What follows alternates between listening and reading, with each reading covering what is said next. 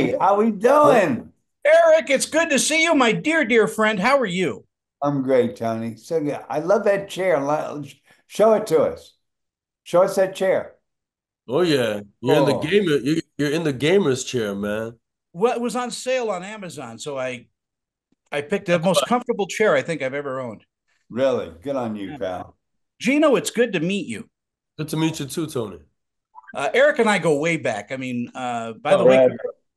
congratulations on the new book, Runaway, My Runaway Train. Runaway Train. Yeah. I didn't name it. The publisher did, okay? I also want to say I'm sorry to like deviate from what we're here for. I also want to say I did not pick out the cover portrait either. It looks very actory and pretentious, and I don't smoke anymore, so I don't like it. But I have no power over this book. I just wrote it. Yeah, that's always the case. Um, Anyway, Gino is a winner. He's a great cat. I love working for him, and I Thank you, want you Eric. to meet. Say hi. well, let's talk Lumina, Gino. Let's do Uh, it. First of all, your background is so eclectic. No wonder why you're directing films now. Um, Thank Talk you. to me about your love for movies and when did that develop?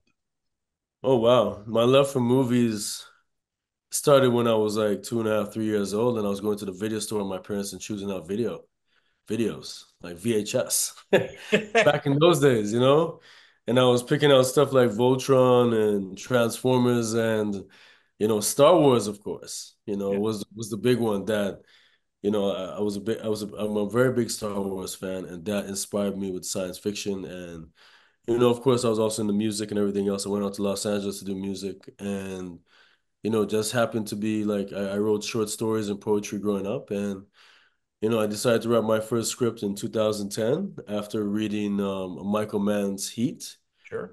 I'm a big Michael Mann fan as well. And I wrote about the deep web and Bitcoin. And that was my entrance into Hollywood. I was the first person to write about that in Hollywood and consult with the FBI. Oh, very cool.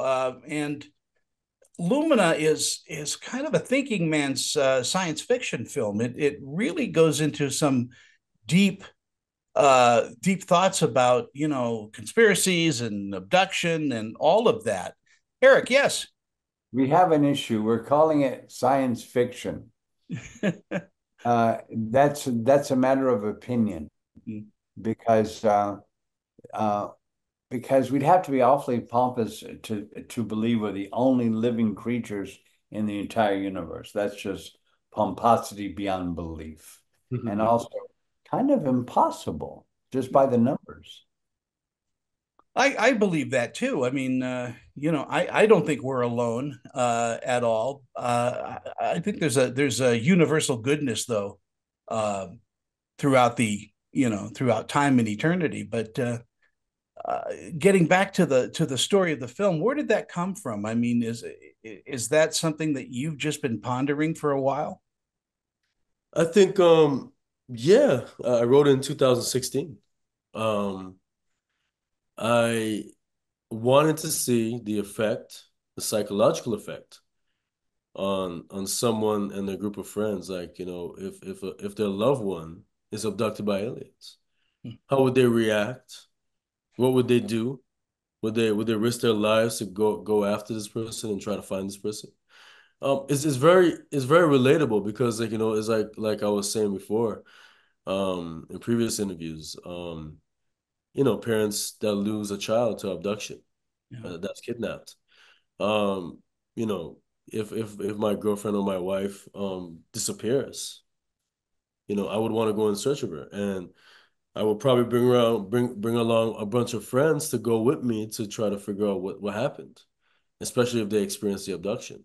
And I think that inspired me. That and the stories of, you know, Marines, foreign military guys that I've spoken to that have experienced this type of phenomena while active and inactive duty and stuff like that. And they spoke to their experiences, and it really inspired me to go and put it out there because we need to talk about this subject because it's very relevant to this time. It is a very relevant subject. Eric, you putting your name to this, gives it kind of that it's a quality film. And I know that you are very selective about what you do. Talk to me about Tom, your character. Well, Tom, if he wasn't valedictorian, he's in the top 1 or 2% of his class, and he was always very bright, very ahead of himself, very progressive, and that he would accept the fact there are aliens, and I like him because also the way he's dressed. My boss Gino here describes him as a space cowboy, and he is that, and he's a really cool cat, but he's also very wise. He understands there is death. He understands we are mortal, and so that's why he vocalizes what he does. He understands we're only here for a heartbeat, and so there are other things to be dealt with, hence aliens. He's a very considerate kind of character because he thinks about everything. Thank you. Yes, that was thanks to my writer director Gino. But yes, he is that, and he has what I call immortal kindness, in that we all know we can only be kind for so long because it's over after so long. So let's be as kind as we can for so long, and that's what this guy is. Gino, what do you think audiences are going to take away once they discover this film? They're going to take away that, we're not alone. We could experience this phenomenon too. Um, like how, like look, they're going to ask themselves the question: How much am I willing to risk to save someone? They're really going to ask themselves that. It's really some thought provoking questions because they're going to ask themselves that question. How far will I go? Like, if I experience something like this, like, what would I do? In that person's situation, what will my friends do? Will my friends react to this? Will they come along the journey with me? So there's a lot of questions, a lot of soul searching they're going to be doing on this in this movie in particular. Great water cooler conversation. Eric, I'm going to give you the last word in our conversation. What do you think audiences will take away from the film? Well, we'd have to be, as I said earlier, we'd have to be awfully pompous to believe we're the only living creatures in the universe because we're not. And hopefully, this film will open minds to the fact that, of course, we're not, and it's okay. We don't have to be scared. We can be accepting.